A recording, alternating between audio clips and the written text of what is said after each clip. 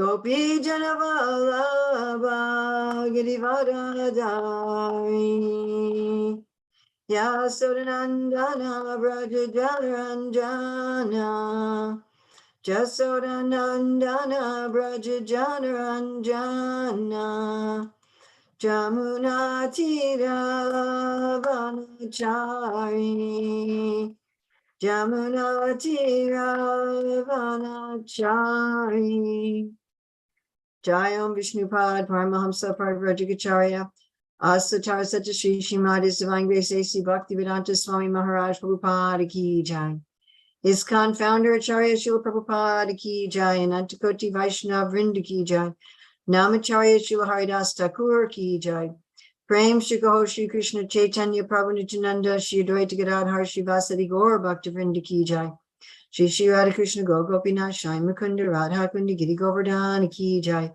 Vrindavan Dhama Ki Jai, Mathura Dhama Ki Jai, Navadvip Mayapur Dhama Ki Jai, Jagannath Puri Dhama Ki Jai, Gangamaya Jamuna Devi Ki Jai, Bhakti Devi Ki Jai, Tulsi Maharani Ki Jai, Samaveta Bhakta Vrinda Ki Jai, Gaur Premanande.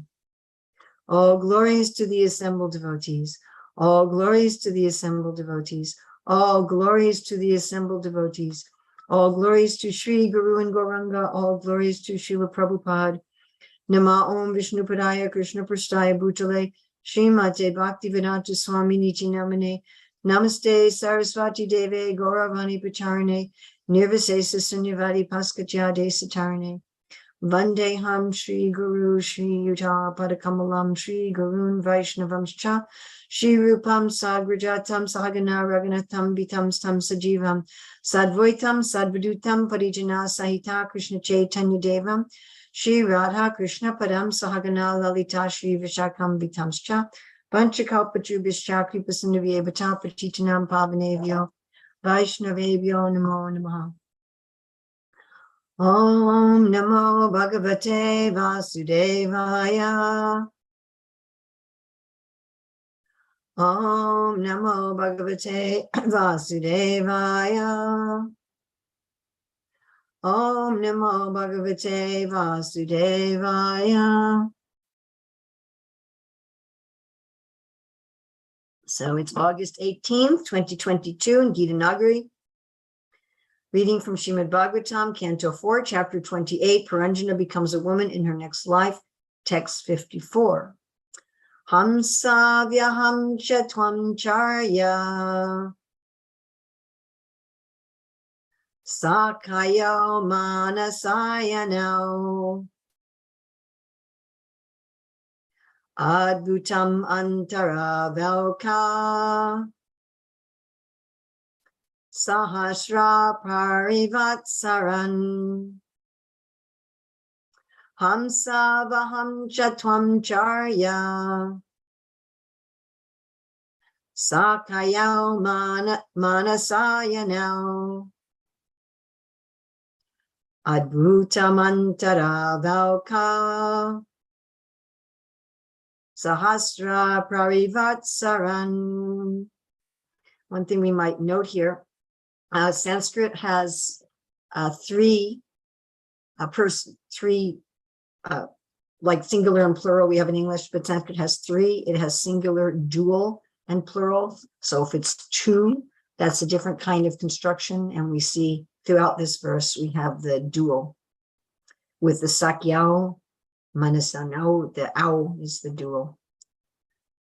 Hamsao, two swans. Aham, I.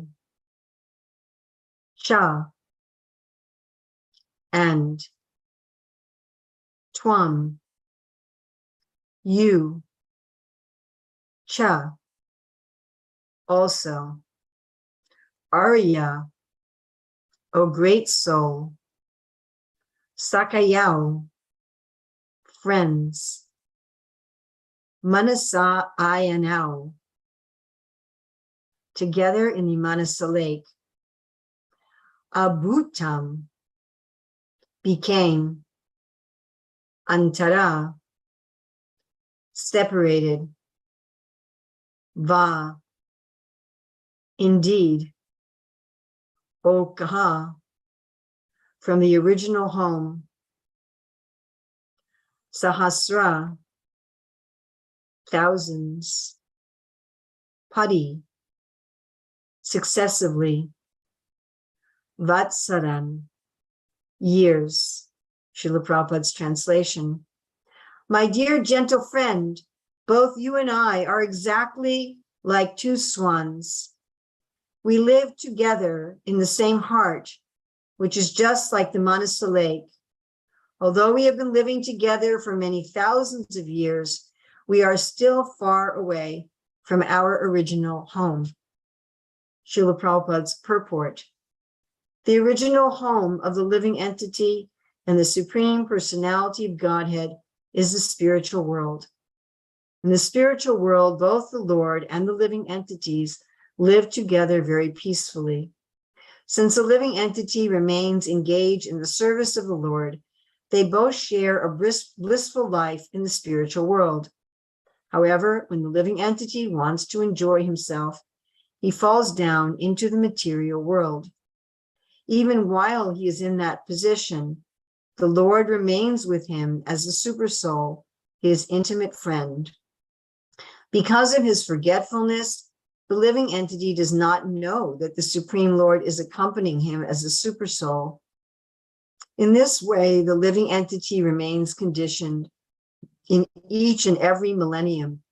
Although the Lord follows him as a friend, the living entity, because of forgetful material existence, does not recognize him. Hamsa vaham chatvam charya sakayao manasayanel adbhutam antara valka sahasra parivatsaran. My dear gentle friend, both you and I are exactly like two swans. We live together in the same heart, which is like the Manasa Lake. Although we have been living together for many thousands of years, we are still far away from our original home. So, of course, these particular series of verses in the Bhagavatam is one of the strongest Shastric evidences for the fact that a love of God and a relationship with the Lord is inherent in the living entity and was existing in the living entity before our conditioned nature. Sometimes people like to say that this particular understanding was something that Bhaktivinoda Thakur, Srila Bhaktisiddhanta, and Srila Prabhupada invented. But here we see very clearly, unambiguously, explicitly, literally in the Sanskrit that this same knowledge is given. The only sort of refutation I have heard for this is, well, the whole Puranjana story is an allegory. Yes, it's an allegory, but these are the words of the Lord to the faithful disciple. Vaidarbhi represents the faithful disciple, Malaya Dwarja represents the guru, and the Brahmana here represents the Lord. And with verse after verse in this section, the Lord is saying very clearly that the relationship between the Lord and the living entity is eternal, that it existed before the living entities becoming conditioned in the material world. What really jumps out at me from this verse is the equality here between the Lord and the living entity, the love that the Lord has for the jiva, this analogy of swans and swans in a Manasa lake. Manasa lake is a very clear, pure lake. And as we know in general, swans go to clean and pure places. The Prabhupada, in the Bhagavatam also gives the metaphor of the swans and the crows. We have a children's game like that, swans and crows. The crows go to the garbage heap and they go to the dead bodies, and the swans go to the clear bodies of water. And so Krishna is giving this metaphor. You and I are two swans, he's saying to the jiva, and we live in the Manasa lake. We live in a beautiful place. So the swans here are as equals.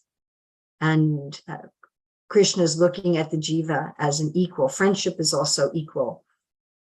That in the different rasas, as explained by Rupa Goswami, the feeling of equality is there in friendship and in conjugal. In servitorship or neutrality, the Lord is superior, the devotee is inferior. In parental, the devotee is superior and the Lord is inferior. But in friendship, particularly, there is a full sense of equality. So here Krishna is having this sense of equality with the jiva, and also a sense of beauty, a sense of grandeur, that the Lord sees the jiva as graceful, as beautiful. And obviously the Lord also sees the jiva as a desirable companion. The fact that the Lord has been with the jiva, as he explains here, perpetually. So let's look first at the fact that there's an implication here of equality. We're two swans, right? The Lord is not saying, I'm the king and you're the peon, saying we're two swans. And if we really meditate on how the Lord treats his pure devotees, we'll see that he treats them like himself. There are 5 kinds of liberation, and all of those kinds of liberation imply some sort of equality. Of course, the Sayuja liberation, which is rejected by the devotees, one is merged into the Brahmajyoti, or sometimes one is merged into the body of God. Now, those who are merged into the body of God experience everything as if they were God. And so there's this, Krishna is willing to give the living entities that kind of equality. If we think of the other types of liberation, having equal opulences with the Lord, I mean, that's astonishing. Our mood as conditioned souls is that we want to enjoy the opulences of the Lord separate from the Lord. And this mentality is epitomized by Ravana, because the personification of the Lord's opulences is the Lord's consort. Lakshmi, Sita, Radharani, etc. They personify the Lord's opulences. They are called Shri. Of course, Shri is one of the 6 opulences. At the same time, Shri is understood to be all of those opulences, all of the prosperity, all of the Lord's fortune, right? Shri means beauty. It also means charismatic leadership. Virya means strength, vigor, generally physical strength. It also means sexual virility and fertility. It can also mean mental strength, health, and vigor and health. Then we have Aishwarya. Prabhupada usually translates Aishwarya as wealth. Aishwarya literally comes from the word Ishvara. Ishvara expands into Aishwarya. So Aishwarya, the literal meaning is leadership, that you have others who happily and wonderfully obey you and follow you. And then we have Jnana, is knowledge, wisdom, understanding. And we have Vairagya, which is renunciation, freedom, autonomy, and the freedom to walk away, to say no, to have your own boundaries, not to be obligated to anyone or anything. And then Yasha. Yasha is in the Bhagavatam. There's the personality of Yasha, who's the child of Dharma and Kirti. So Kirti literally means to talk about, like we have Kirtan. And so Kirti can mean fame, but Kirti could also mean infamy. People are talking about you negatively. But the child of Kirti and Dharma is people are talking about you because of your good deeds. So it's meritorious fame is Yasha. And Yasha implies a community. It implies family. There has to be somebody who's talking about your good deeds. So there's some sense of community. There's some sense of family, of So these are the opulences of the Lord. I mean, if we think about in our life, each of us desires particularly some of these opulences in order to feel prosperous. Like some people, if they don't have beauty in their life, they feel poor. Other people, they're not so concerned. They don't really even notice whether things are beautiful or not. For some people, health and strength is essential for them to feel prosperous. Of course, we'd all like to be healthy, but there are other people for whom, if they're healthy or not, it's not so important to them in terms of feeling prosperous. For some of us, we want a high sense of autonomy and freedom and detachment in order to feel prosperous. And for other people, it's not so important. They're fine with other people telling them what to do and closely supervising them and so forth. And for some people, they really need community and society and to be thought well of in order to feel prosperous. And other people just really don't care what other people think of them. So what we are attracted to in terms of prosperity, it gives some indication of what sort of career we should have. But all of us, of course, would like to have all of this types of prosperity to an unlimited degree. And only Krishna has that. But no, it's not that only Krishna has that, because one of the types of liberation is that Krishna shares his prosperity, his unlimited prosperity with the jiva. He makes the jiva equal to him in prosperity. Right? Another liberation is to have the same form as the Lord. Now, that's not exactly the same. Although I did hear one devotee saying recently that they had some evidence that sometimes Krishna lends his Kaustubha jewel to Uddhava. I don't remember reading that myself. But the Lord has some distinguishing characteristics of his own form, the Srivatsa hair and the Kaustubha jewel. But the Lord is the most beautiful, and one can have a liberation where one has beauty equal to the Lord. So much so that when Gopakumar went to Vaikuntha, he kept seeing the devotees and thinking that they were the Lord. Oh, Vishnu, Vishnu, Vishnu. No, I'm not Vishnu. I'm a servant. I'm not Vishnu. I'm a servant. So the Lord is willing is to share in equal measure his attractiveness. And one can be the constant companion of the Lord. Like Arjuna has this opulence. Wherever the Lord goes, Arjuna goes, whatever the Lord is experiencing. And one can live on the same planet as the Lord. So we see that in many respects, the Lord is giving equality to his devotees. Now, in the rasas, as we said, especially in the Sakya Bhav and the Madhurya Bhav, Krishna is also giving a sense of equality to the jivas. In the Vatsalya Bhav, Krishna is giving the jiva a superior position, that the jiva can chastise him and tie him up and instruct him and take a role as his protector. It's fascinating, the 6 symptoms of surrender. One of them is the Lord is my protector, the Lord is my maintainer. But in Vatsalya Bhav, the devotees don't exhibit that kind of surrender usually. Sometimes, like in the Govardhan Lila, even the elders are saying to little 7-year-old Krishna, please protect us, which is interesting. If you have a catastrophe, you don't usually find a little child in the community and ask them to protect you. But my point is that Krishna is willing to share equality with the jiva. In fact, he enjoys that.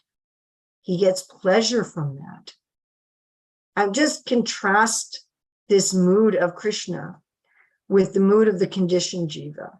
The kind of fundamental aspect of our conditioning is envy. And this envy has this malicious quality. I think Saratman, who was talking about this yesterday, how jealousy doesn't necessarily imply malice. Of course, I was once in Russia where one devotee had prepared a seminar on envy. And the first 15 minutes of the seminar were the difference between jealousy and envy. And the translator told her that in Russia, it's one word. It's not 2 different words. And it took her like 10 minutes before she finally agreed that she had to adjust her presentation. But whatever one calls it, there's some degree of malice inherent in the conditioned soul's envy. And it's just like, I'm okay if somebody's also got money as long as I have more. I'm okay if somebody has a nice car as long as my car is nicer. I'm okay if somebody has an attractive romantic partner as long as mine is more attractive. I always want to be a little more than others. So this is envy. And in some places, Srila Prabhupada describes the difference between materialism and spiritualism, that in materialism, I'm unhappy at others' happiness, and I'm happy at others' unhappiness. And Prabhupada says we don't like to admit this, but it's the case. Now, sometimes we get a little glimmer. I was just reading in the introduction to the teachings of Lord Chaitanya, how the fact that love of God is inherent in the soul is indicated by the fact that we do have little indications of love, even as conditioned souls. So there are times as conditioned souls where we feel genuinely happy at the happiness of someone else. This is most likely to occur when we feel that the other person is some sort of an extension of ourselves, like Prabhupada says, particularly between the mother and the child, because the child grows in the mother's body and is nourished by the mother's body. It's very easy for the mother to think that the child is almost an extension of herself, and therefore for the mother to feel that the child's happiness and my happiness are one is possible. Of course, this happens in other relationships too. The father may feel that way towards the children. We may feel that way towards a spouse or a friend or so forth. People feel that way towards their football team, right? Which is really funny to me, because, the football teams or the basketball teams, whatever, their baseball teams, they're associated with a particular city. But because of the way sports is done, the players on that team, none of them may actually be born in that city or even live in that city or have any connection to that city at all. And so there's really no meaning to it. And the sports fans, what connection do they have, with these players? There really is no connection. There's not even like between the mother and child, there's some bodily connection between the father and child, between the spouses, but between the fans and the sports team, there's the connection is absolute concoction. And yet, we won, our team won, and we have a big celebration that our team won. So there's some concept of this in this world, of being happy at the other's happiness. But spiritually, this is one of the tests of our spiritual advancement, is do we become happy at others' happiness? If somebody's more spiritually advanced than we are we just joyful about it? Or are we like, why is that person so advanced? I came to the movement before they did. And therefore, also in the fourth canto, in the story of Dhruva, Narada Muni says to Dhruva, I think this is one of the most astonishing verses anywhere. Narada Muni says, if when you see somebody who's lower than you, you're compassionate and you try to bring them up. If when you see someone who's equal, you make friends with them.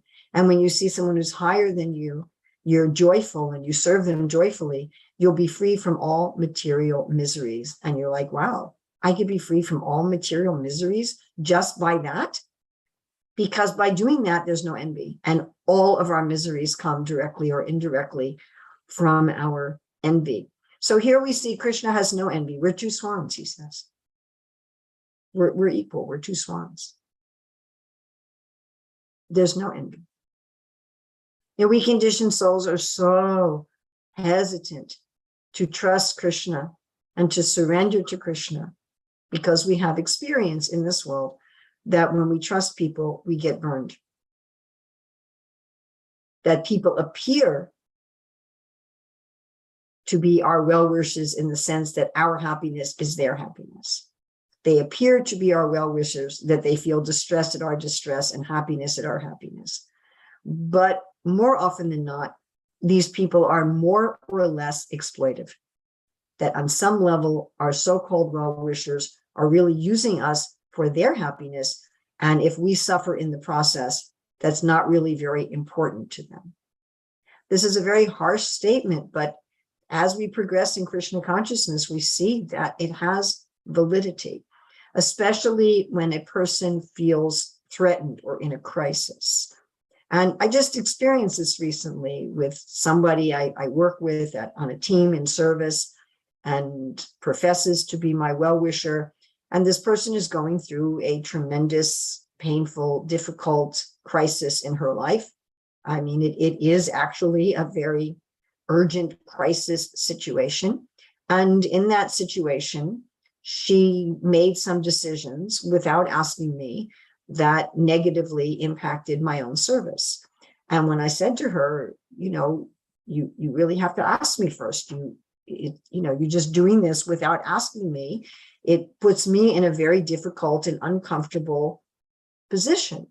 If we're on the team together and we're working together, I expect that you'll consult with me. And her response is, I have an urgent crisis. And I expect you to just basically tolerate any way I treat you. And she didn't say it like that, but that was what it was. I'm in an urgent crisis. And because I'm in an urgent crisis, I should be able to treat you however I want, and you should just take it. And if I do something that harms your service, well, my service is in an urgent crisis. And this is generally what it is.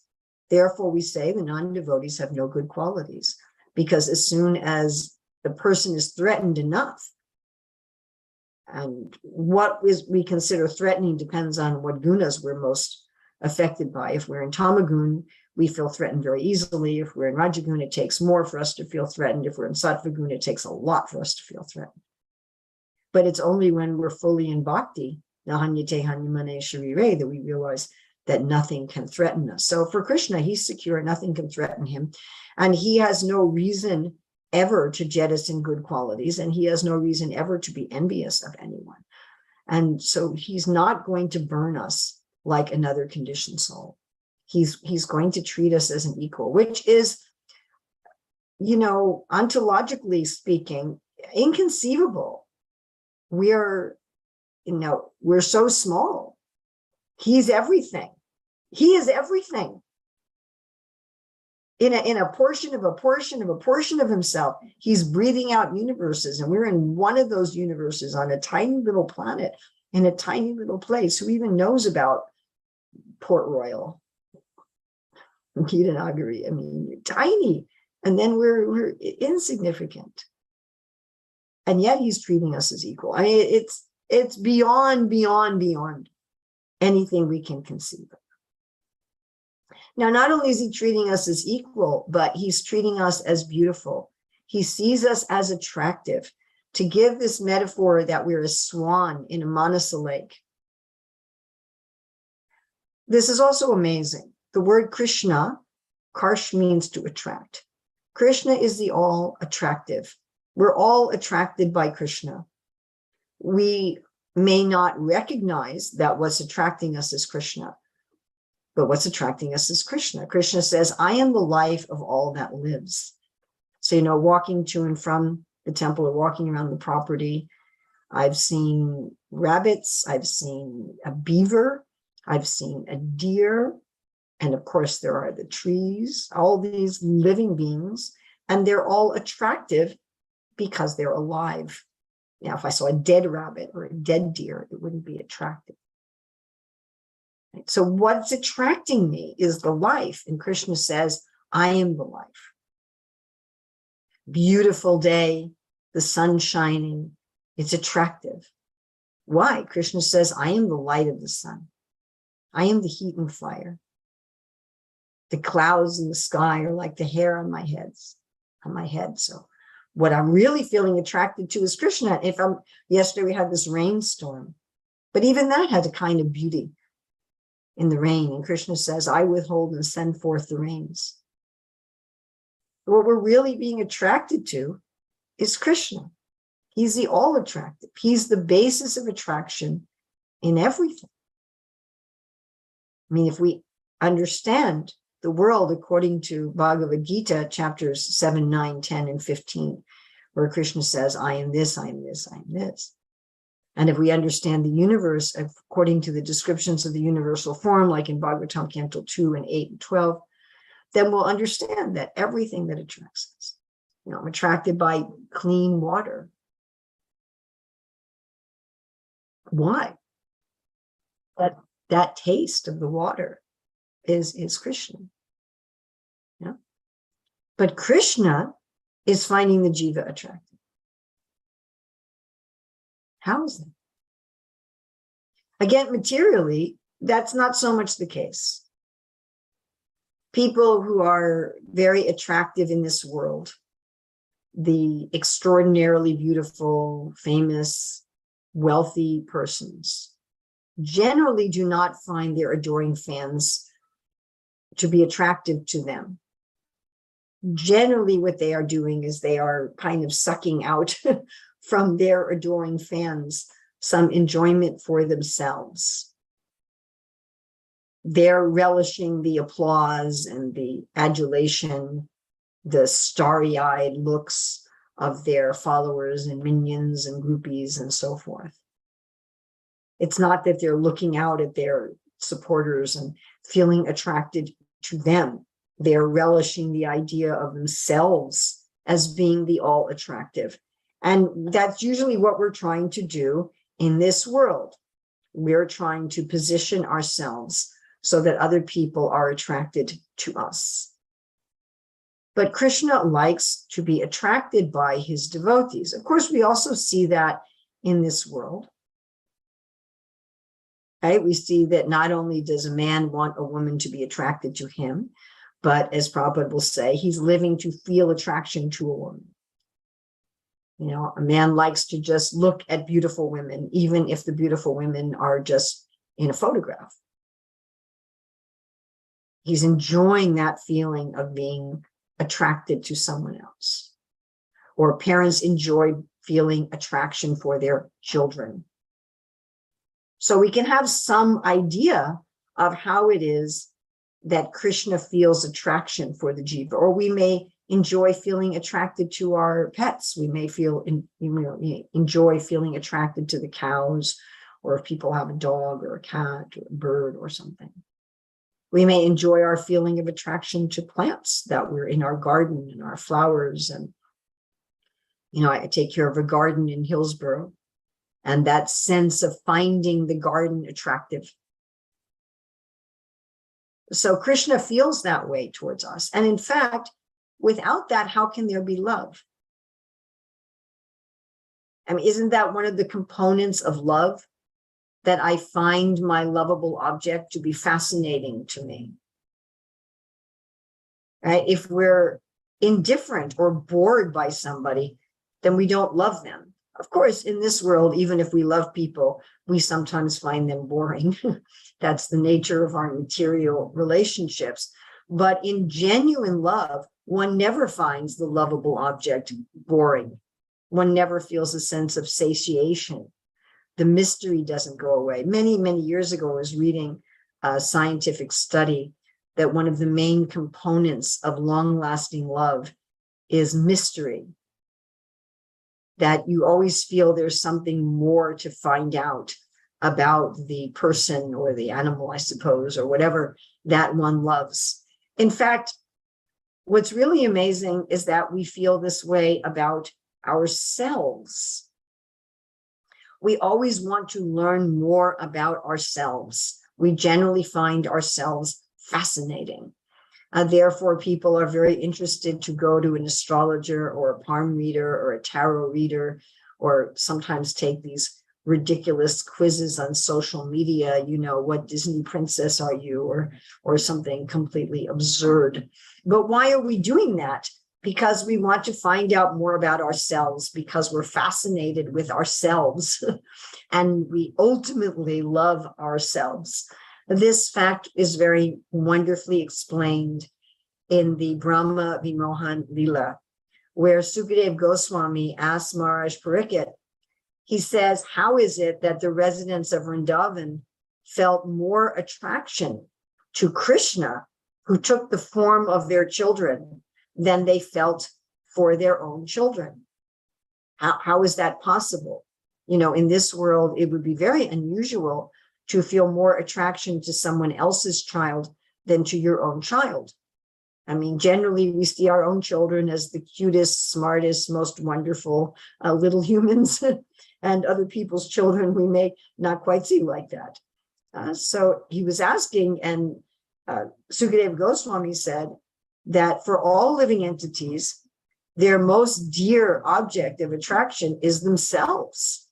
They may be attracted to their family, their community, but ultimately they're attracted to themselves. And the Lord is the self of the self. Prabhupada always uses this word, super soul. And we may have heard the word so many times that we don't really clearly think about what it means. Super soul, super self, the self of the self. So ultimately, we're attracted to Krishna, and Krishna is attracted to us. He finds us beautiful. I mean, think about this analogy of a swan. A swan epitomizes beauty in the animal kingdom. I mean, in general, Bhagavatam says that the birds indicate the Lord's artistic sense. And I believe this is true both in the physical form of the birds and in the gracefulness of the birds in flight, or in some cases like penguins in swimming, and often the beauty of the birds, not all of them, of course, not like peacocks, but often the beauty of the birds in their song. So their form, their gracefulness, and their song. And swans, I don't think, have very attractive voices, but their forms are extremely graceful. Their way of swimming is beautifully graceful, and their way of flying is beautifully graceful. And if we're going to think, what forms in this world epitomize grace and epitomize beauty, that would be one of them. It wouldn't be the only one, of course, but it would be one of them. I mean, it's interesting. A peacock is the male of the species, is very beautiful, especially when they're in full tail feathers, but they're not very graceful. Whereas the swans are both beautiful and graceful. So again, they're that epitome. And swans are often used all over the world as a symbol of love. So Krishna sees us like that. Imagine that. We often look at ourselves in conditioned life and don't see ourselves as beautiful and attractive. we often, just if we think of ourselves in terms of our body, we may like, well, I don't know if I really have that attractive of a body. And, have a really smaller nose and maybe better chin, and maybe I should be a little taller or a little shorter, or maybe I could be a little bit more filled out or a little thinner or something, or maybe my hair could be thicker, my hair could be thinner, so we don't usually think like that in terms of the body and the mind. We don't usually see our mind as beautiful, but Krishna is seeing us, the real us, as beautiful. And then Krishna is seeing us as a desirable companion.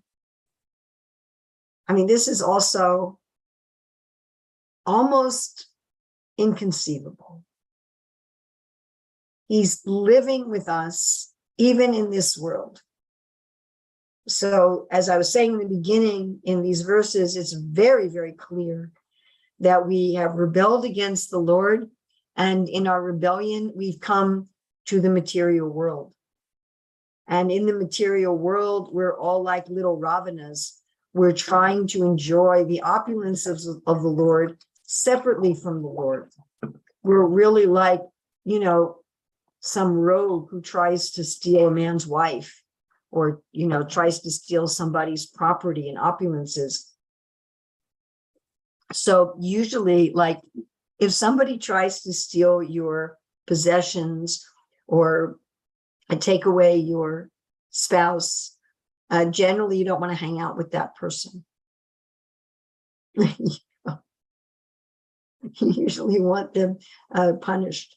But Krishna hangs out with us. And if we compare I mean, he doesn't just hang out with us, he's in our heart. He's listening to every thought. I mean, we know this. I was giving the example the other day how right after I moved into the ashram, the first day Kishore were installed. The second day we went on Harinam Sankirtan. And I was thinking, I don't have, if I'm going to do this regularly, I need a different pair of shoes. And I have very small, hard to fit feet. I was thinking I need to get a pair of shoes. And we came back after Harinam, and one of the devotees said, hey, you know, there's somebody left these shoes here. It's an extra set of shoes. Could you use them? And they were perfect for Harinam and they fit me perfectly. So Krishna heard my thoughts. Right? We've all had that experience. Or I remember one time I was in Auckland and I was walking back to my room and I thought, I haven't had cashews for a while. I'd really like some cashews. And the thought came and went like in 5 seconds. And when I came back to my room, there was a bag of cashews rubber band to my doorknob.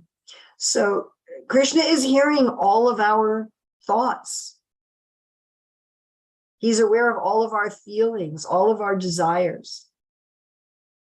He knows everything that we do, and he's interested. Try to find another jiva who's interested.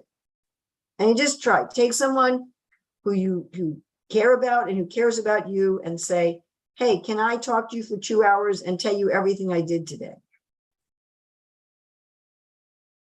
The other person would be bored.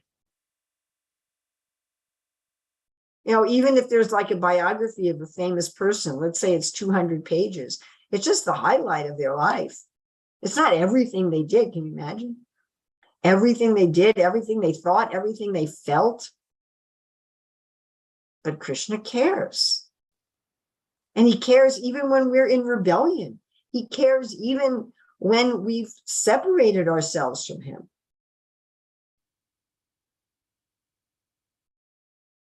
Ishwara Sarvabhutana Rajesha Janatistati Brahman Sarvabhutani Yantrurani Maya.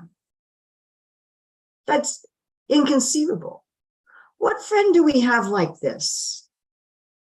Who treats us as an equal, will equally share everything with us without envy, who sees us always as beautiful and graceful,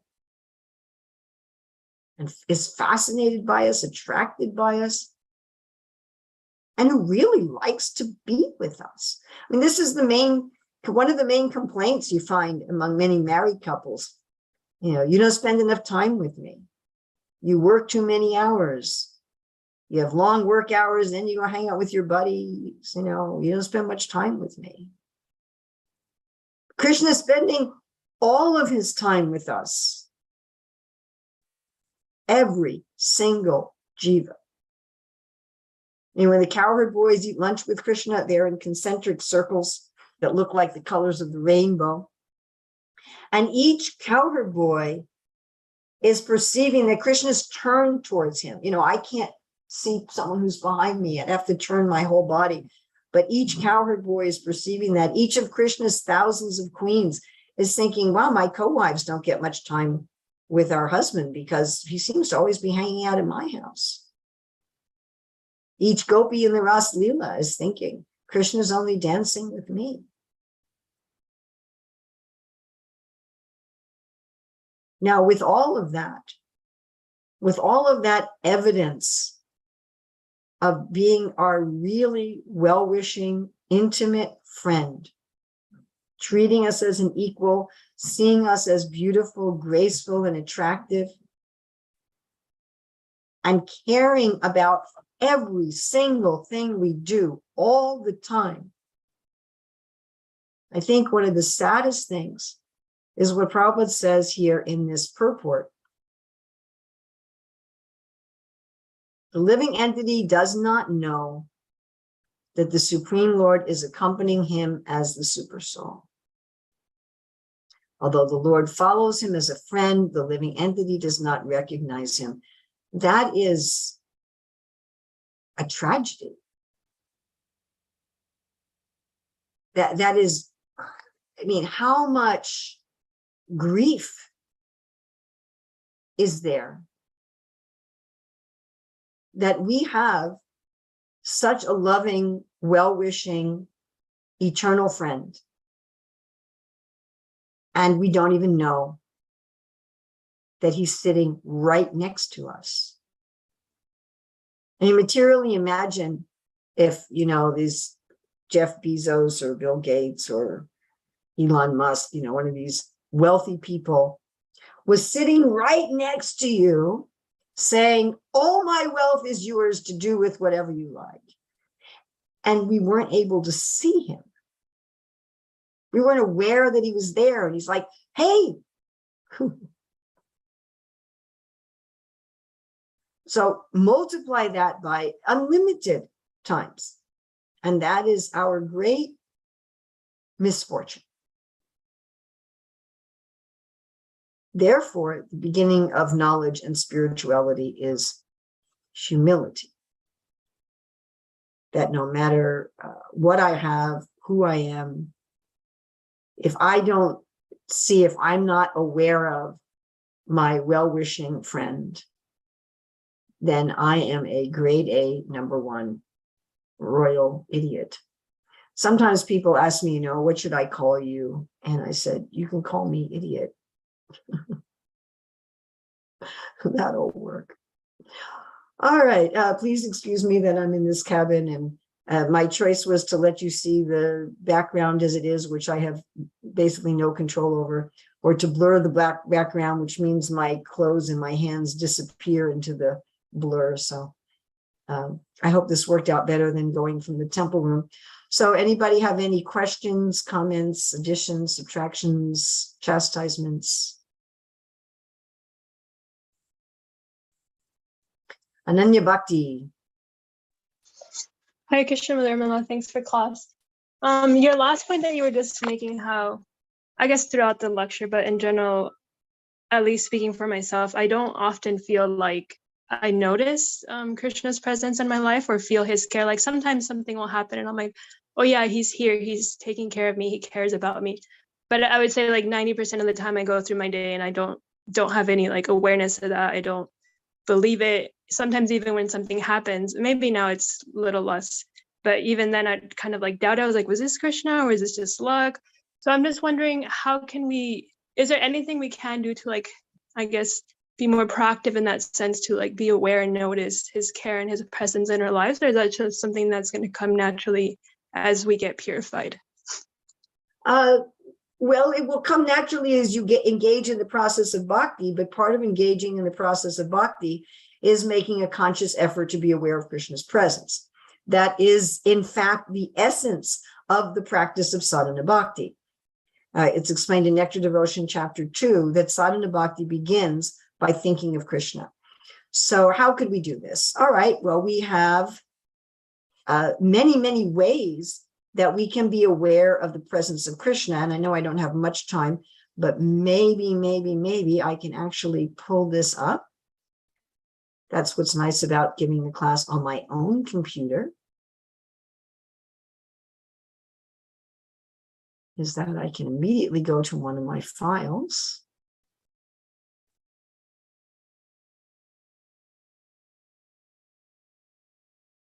And it's just a question of finding it. Here we go.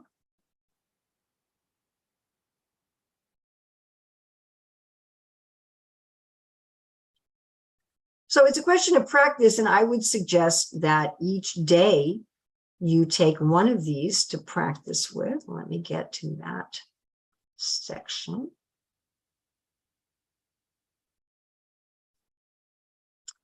Just give me a minute here. Thank you for your patience.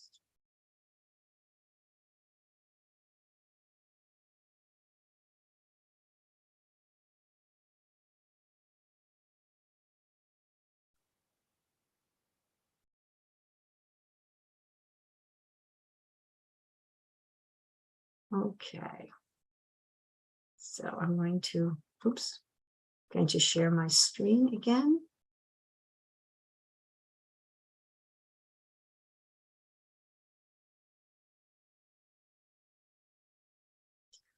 So it is a question of hands up and okay. It is a question of our intensity. Like the residents of Vrindavan, they have a sense of intensity. When Krishna's in the coils of Kaliya, they feel that everything's invested in him. So that is one way. Another way is by thinking of the different things that Krishna says in the Bhagavad Gita, as I was saying, chapter 7, 9, 10, and 15. Krishna is the light of the sun. He's the light of the moon. He's the heat and fire. He's flower-bearing spring. He's our ability. He's the fragrance of the earth, which translates to the tastes, the various tastes in our food. He's the purifiers, he's the wind. So let's try right now. So all of us have heat in our bodies. And all of us have some heat in our environment, or we would be dead. So let's just take a moment and become aware of that. Become aware of the warmth in our environment. And the warmth in our bodies. So warmth is associated with life. Something's dead, it becomes cold. Warmth is associated with love. We talk about, a warm embrace or the cold shoulder. So for a moment, take a moment to feel that the warmth, the heat in your body and in your environment is Krishna exhibiting his life and his love. Krishna says he's the father of all living entities. If we have a loving father and we're interacting with our loving father, if we're a father, whenever we see animals who are fathers, we can think about Krishna. Krishna says, I am the Omkara. When we're chanting our Brahma Gayatri mantra, when we're chanting Prabhupada's Pranam mantra. But he also says, I am the sound in ether. Like right now, I don't know if you can hear it, but we have the pavers outside making a lot of noise. But Krishna is that sound. Krishna is the sound of the crickets. Prabhupada says, if you can't absorb yourself in the sound of Hare Krishna, then realize that Krishna is all sounds, that all sounds are originally spiritual. Krishna says he sex life according to religious principles. When we see married couples who are happy with each other and respecting each other, raising nice children, we can remember there is Krishna. Krishna says in many ways that he's the seed. Whenever we see seeds sprouting, oh, there is Krishna. Krishna says he's immortality and he's also death. When we see how the death of beings like trees and plants give rise to the life of other beings, he says he's the healing herb. He says that he is sacrifice, and of course, the most dear friend. He is the chanting of the holy names. He is the ocean. He is the lion. He is time. So many things that Krishna says, I am. And each day we can pick one of these and meditate on it. How is Krishna the abode? What does that mean? Krishna is the abode.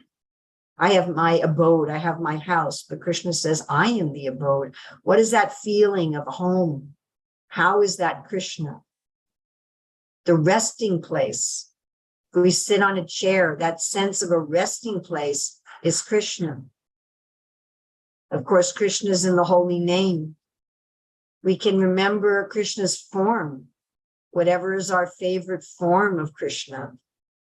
We can remember Krishna's qualities, how much he cares for his devotees. Rupa Goswami lists these 64 qualities, and we can see them around us whenever we feel happy. Oh, that's one of Krishna's qualities. He's happy. Whenever we see someone with beautiful features, oh yes, Krishna has the most beautiful features. Whenever we know of someone who's famous, oh, Krishna is the most famous. Whenever somebody's really expert, people were talking yesterday about how Abe is an expert sourdough maker. Oh, Krishna is the most expert. And we can think of any of Krishna's pastimes. I'm sure there's some pastime that you would love to see, that you would love to be in. So many wonderful pastimes. So each day before you go to bed or right when you wake up, you can pick something. What am I going to focus on? How is Krishna manifest in the material energy? Or maybe one of Krishna's names and what it means, or a particular form that we're going to meditate on, or looking for evidences of Krishna's quality, or a pastime I'm going to meditate on. And just make that a practice. And if you can do that successfully for 2 minutes in a day, celebrate that. Say, I did that 2 minutes today. I had an awareness of Krishna. Maybe tomorrow it can be 2.5 minutes. Maybe gradually it'll be 5 minutes. And then before you know it, all day, you'll be aware, there is Krishna, my dear most friend. So I think it's time to greet the deities. I hope somebody has a computer up with Zoom so we can all see Radha Damodar, and they're paving the road here. So I hope I can get out. I think I might be hemmed in to my room by the pavers. Thank you very much for this opportunity to speak about Krishna, our dearmost friend. Thank you to Srila Prabhupada, without whom I would know nothing about the Supreme Lord, who is sitting right next to me in the heart. I would be going on blindly. Om Agina Timirandasya Gananjana Shalakaya Takshan Militanjena Tasmai Shri Gurave. Srila Prabhupada ki jai.